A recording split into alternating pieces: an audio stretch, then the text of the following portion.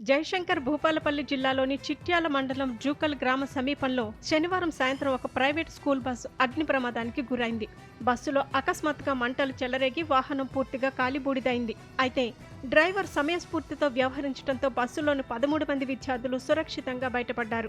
చల్లగరిగే గ్రామానికి చెందిన rising sun school bus సాయంత్రం తరగతులు ముగిసిన తర్వాత విద్యార్థులను జూకల్ తిరుమలాపూర్ గ్రామాల్లో దించడానికి బయలుదేరింది. జూకల్ కెనాల్ సమీపంలోకి రాగానే ఇంజన్ నుండి ఒక్కసారిగా పొగలు రావడాన్ని డ్రైవర్ గమనించారు. ప్రమాదాన్ని పసిగట్టిన ఆయన తక్షణమే బస్సును రోడ్డు పక్కన నిలిపివేసి విద్యార్థులందరినీ కిందకి దించేశారు. విద్యార్థులు కిందకు దిగిన నిమిషాల వ్యవధిలోనే మంటలు బస్సంతా వ్యాపించాయి.